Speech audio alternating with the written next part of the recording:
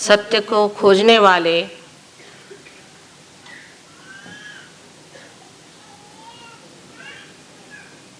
सर्व आत्माओं को हमारा प्रणिपात।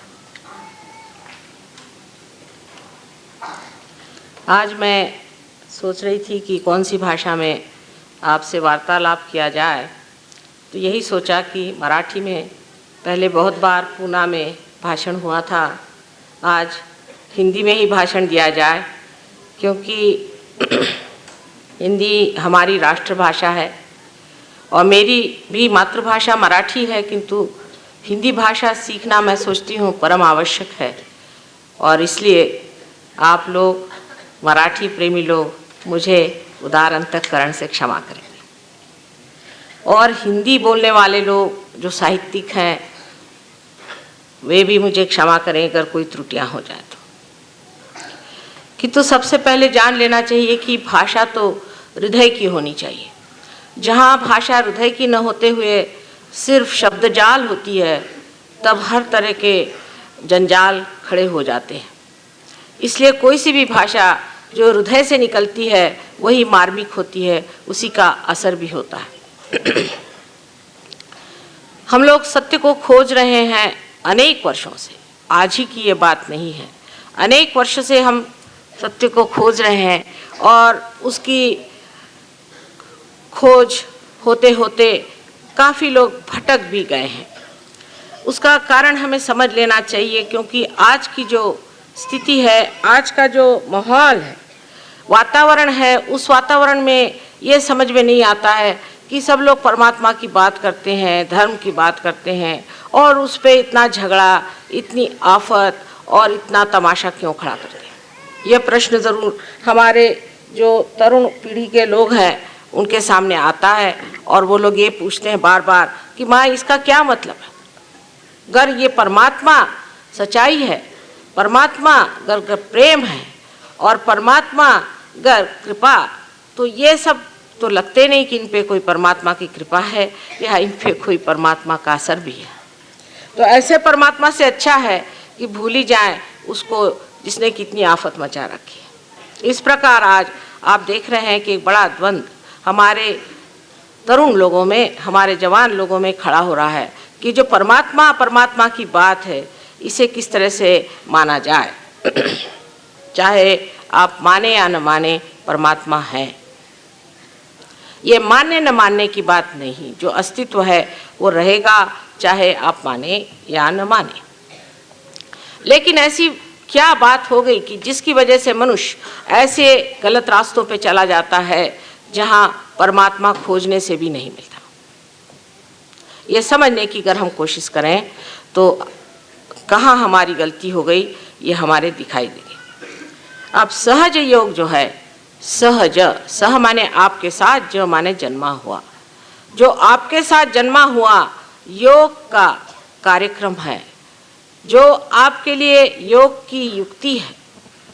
इतना ही नहीं, एक आपके लिए आश्वासन है, वो सिद्ध करने का आज समय आ गया है। सहज योग ये कोई आज का काम नहीं, हजारों वर्ष पहले भी इंद्र को आत्म साक्षात्कार दिया गया था, आत्मज्ञान दिया गया था, तब भी सहज योग था। और उसके बाद आपने देखा है मार्कंडेय स्वामी ने, जो कि 14,000 वर्ष पूर्व इस संसार में आए थे, उन्होंने भी सहज की महत्व बताई है। लेकिन ये बात बहुत खोल करके कही नहीं गई। उसके बाद बहुत सालों बाद हम कह सकते हैं कि इसको खोल कर पहले ही आदि शंकराचार्य ने सर्व समाज के सामने रखा। तो भी ये नहीं कहा गया कि ये चीज़ होती कैसी, पूरी तरह से बात नहीं कही गई, क्योंकि वो समान नहीं था। कृष्ण ने भी कहा कि आपको आत्मा को जान लेना चाहिए, जिसने आत्मा को जाना वही समझ सकता है। क्राइस्ट ने भी यही कहा कि आपका पुनर्जन्म होना चाहिए। बुद्ध ने कहा, महावीर ने कहा, सब ने ये कहा कि आपका पुनर्जन्म होना चाहिए। लेकिन इस बात को खोल करके आदि शंकराचार्य ने बताया कि इसके सिवाय कोई और इलाज आपका नहीं है। जब तक आपके अंदर से चैतन्य की सौंदर्य लहरियाँ नहीं बहेंगी, तब तक सलीलम सलीलम उन्होंने कहा, तब तक ये शब्द जाल छूट नहीं सकते। लेकिन सबसे ज़्यादा मैं कहूँ कि नानक साहब और कबीरदास जी, इन लोगों ने तो पूरी तरह से कोशिश करके और जो सत्य उसे सामने रखा कि कुंडलिनी के जागरण के सिवा कोई भी कार्य सिद्ध नहीं हो सकता। लेकिन उनका बोलने का ढंग इतना ज़बरदस्त और इतना जोर का था कि लोग उसे समझ नहीं पाए।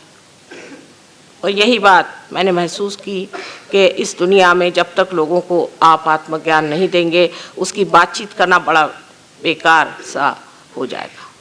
जैसे गीता लिख दी, वो लोग पढ़ पढ़ के बेकार हो गए। उसके बाद और कोई ज्ञान की बात लिख दी, जिसे पढ़ पढ़ के लोग बेकार हो गए। लेकिन अब जो बात है वो करने की, दिखाने की, बतलाने की नहीं रही। और वही बात सोच करके मैंने इस पर बहुत जानने की कोशिश की कि मानव में कौन से दोष होते हैं, इसमें कौन सी तकलीफ़ें होती हैं जिसके कारण ये परमात्मा को नहीं जान पाता है। और काफ़ी उम्र तक इस पर मेहनत करने पर एक दिन सहज में ही मैंने सोचा कि सहस्त्रार के खोलने से ही सब ठीक हो जाएगा, और उसी प्रकार ये सहयोग हमारा प्रस्थापित हुआ है। अब इसमें जान लेना चाहिए संक्षिप्त में कि ये जीवंत प्रक्रिया हमारे अंदर है, जीवंत। जैसे कि हम एक अमीबा से इंसान बने हैं, उसी तरह से आज इंसान से हमें अतिमानव बनना है, और वो भी एक जीवंत क्रिया से होना है। उसमें कोई सी भी नकलियत नहीं है कि जो शब्द जाल से हो जाए, कुछ सर पे खड़े होने से हो जाए, कपड़े बदलने से हो जाए, या बाह्य की चीज़ें छोड़ देने से हो जाए। ये तो अंदर की प्रक्रिया है। जैसे बीज आप उगाना चाहते हैं, उसमें अगर अंकुर आना है तो उसे आपको माँ के हृदय में डालना होगा, उसको इस पृथ्वी के पेट में डालना होगा, और वो अपने आप अकस्मात सहज में ही अंकुरित होता है। कैसे होता है क्या आप बता सकते हैं? एक फूल फल कैसे होता है आप बता नहीं सकते। इसी प्रकार सहज योग जो है वो भी एक अद्भुत घटना ज़रूर है, लेकिन ये किस प्रकार होती है ये हम बता सकते हैं, क्योंकि मनुष्य के जितने भी कार्य हैं वो सब ज्ञात होने चाहिए। और इसलिए आप जान सकते हैं कि अपने अंदर जो कुंडलिनी स्वरूपा शक्ति है, जो त्रिकोणाकार अस्थि में बैठी हुई है, वो जागृत होने से ही आत्मबोध होता है। आश्चर्य की बात है कि गीता पर, गीताई लिखते वक्त में ज्ञानेश्वरी जो है वो गीता ही पर लिखी हुई है पूर्णतया। ज्ञानेश्वर जी ने 6ठे अध्याय में कुंडलिनी का बड़े जोर शोर से व्याख्यान किया हुआ है, उसको बतलाया हुआ है, समझाया, उसका वर्णन भी बहुत सुंदर किया, बहुत ही सुंदर किया हुआ है। और उसके बाद उन्होंने ये भी बताया है कि जिस वक्त ये कुंडलिनी का जागरण होगा तब किस तरह से लोगों को लाभ होंगे। उसमें से एक बहुत ही सुंदर चीज़ ये है कि जो जे वांछिलते तो लाहो, जो चाहोगे वो मिलेगा। लेकिन चाहत ही इंसान की बदल जाती है, उसके चाहने का ढंग ही बदल जाता है। अब ये कुंडलिनी हमारे अंदर स्थित है। अब कोई अगर साइंटिफिक लोग हैं तो वो कहेंगे कि साहब ये कैसे आपने जाना। अब हम जानते हैं, आप चाहें तो इस बात को माने या न माने, लेकिन एक बात है, अगर आप साइंटिस्ट भी हैं तो आपको अपना दिमाग खुला रखना चाहिए, ओपन माइंडेडनेस होनी चाहिए। अगर आप ओपन माइंडेड नहीं है तो आप कभी भी साइंटिस्ट हो नहीं सकते। हम एक आपके सामने कहना चाहिए कि जिसे एक धारणा, एक हाइपोथेसिस रख रहे हैं, उसको अगर हम सिद्ध कर दें तो फिर वो तो कायदा हो ही जाता है। इसी प्रकार कुंडलिनी भी जरा गहरी चीज़ है, और उस गहरी चीज़ को पाने के लिए सबसे पहले अपने दिमाग को खुला रखें। पहले ही से आप डंडा लेकर खड़े हो जाइएगा तो हम आपको क्या बताएंगे। मैंने ये देखा हुआ है कि सिर्फ परमात्मा के साम्राज्य में ऐसे कार्य होते हैं। देखिए, अगर आप कॉलेज जा रहे हैं, यूनिवर्सिटी जा रहे हैं, आप एडमिशन के लिए कितनी कोशिश करते हैं, क्या क्या दुनिया भर के आफ्ते करके एडमिशन कराते हैं, एडमिशन लेते हैं, और अपने गुरुजनों के सामने गर्दन झुका के बैठते हैं कि वो जो भी कहे वो प्रमाण होगा।